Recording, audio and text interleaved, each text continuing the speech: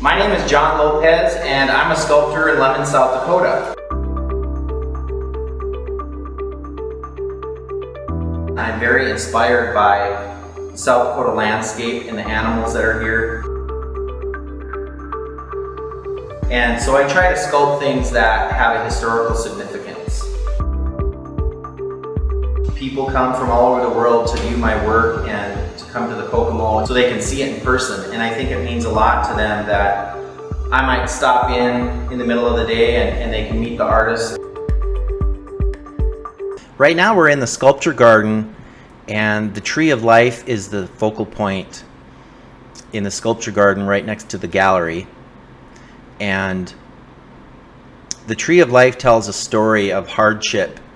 When I was in Italy, I would see these olive trees that looked like they were 1,000 years old, and they've been through droughts and fires and hardships, and they're twisting and turning and still trying to live.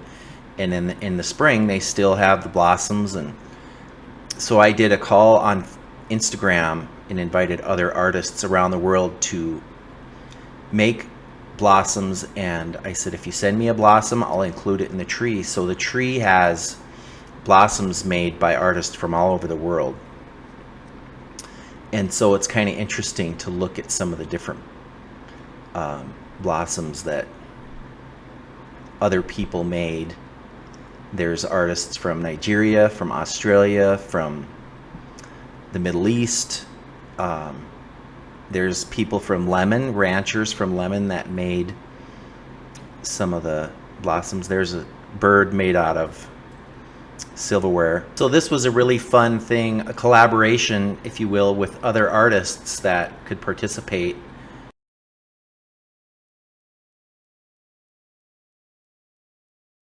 I pretty much grew up horseback.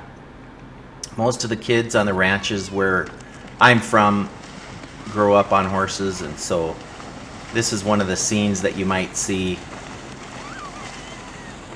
Horses have always been a big part of our lives on the ranch, and my dad raised quarter horses, and we'd sell the baby colts in the fall.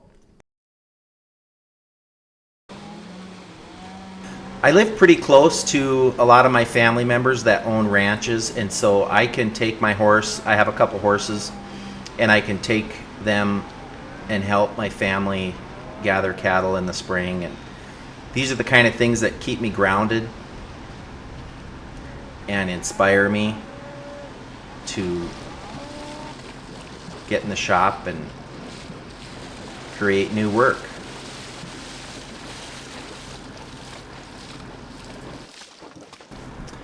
The landscape in South Dakota is just beautiful, and I was inspired by the place that I grew up on the Grand River to write a book, and so I called it the Grand River Series, and tell stories about some of the people that have given me scrap metal over the years. And this is one of the characters that I collect my scrap metal from.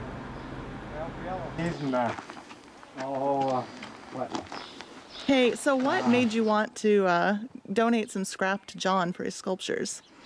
Well, I bought some stuff of his, so we're returning the favor. Oh, yeah. Mm-hmm. Oh, yeah. Yeah.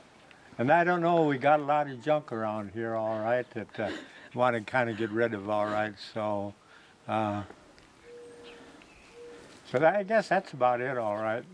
But, yeah, I'm getting the age we better clean up the place. John can start it. Yeah, there you go. Yeah, this is the beginning of a big mess. When's the auction? 25th of May. Coming up. Yeah, it's coming up. That's right. Well, I'm sure glad you called. Yeah, I did all right because I wanted you to kind of tongs and I don't know what all over the years. And he done in the spring of the year. He's an alcoholic, and he was in Trail City. So Dad bought his equipment and moved him out here, and he couldn't drink it. Isn't that fun? Now here's the beginnings of the plow horse out in front of the farm at Eastman's Corner, I sculpt a wax maquette that I take measurements from, and then I can transfer those measurements over onto the steel fabricated piece. So at first it just looks like a stick figure, you know, there's not a lot of details, but the frame has to hold all the weight of the scrap metal, so the armature takes some doing to get that right. And I start placing the eye and some of the details. There's some corn and a pheasant flying out of the corn field.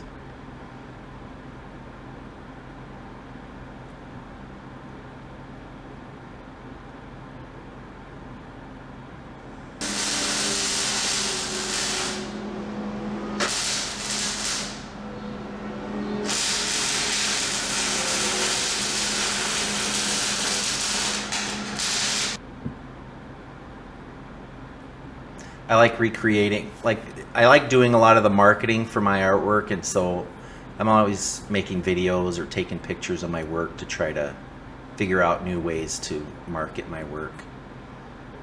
And so there's the finished piece out in front of Eastman's Corner, just around the corner.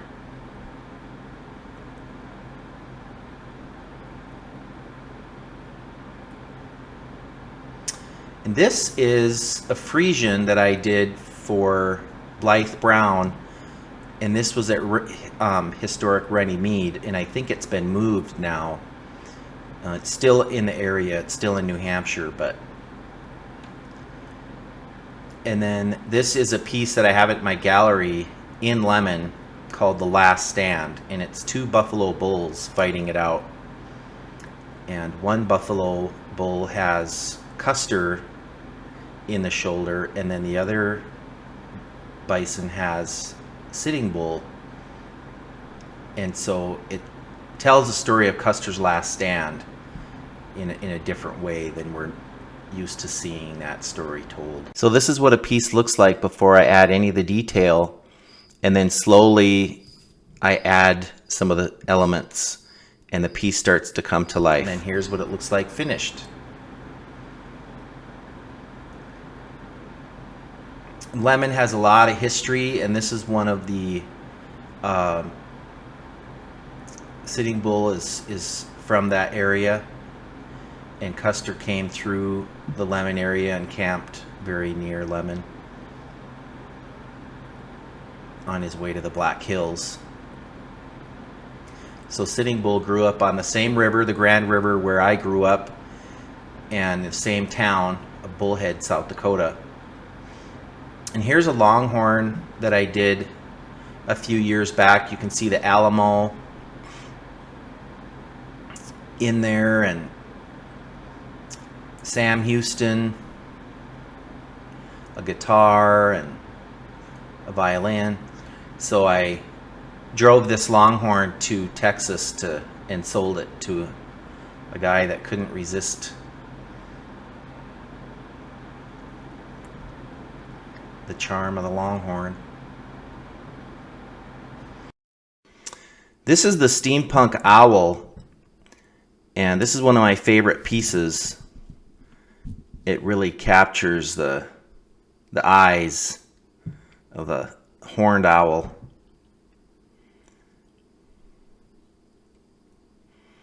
This bison is in National Harbor. There's 3 of them, a bull, a cow, and a calf, and National Harbor, Maryland. And I photograph each piece behind my house before I send them out, so that's why they all have the same background of blue sky and clouds.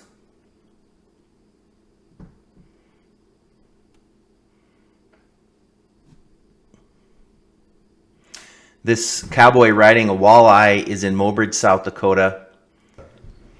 And if you'd like to see some of these pieces in person, there's a map on my website that has addresses, and you can type them into your GPS and go see the pieces in person. The map is also featured in a book that you can order on my website. johnlopezstudio.com.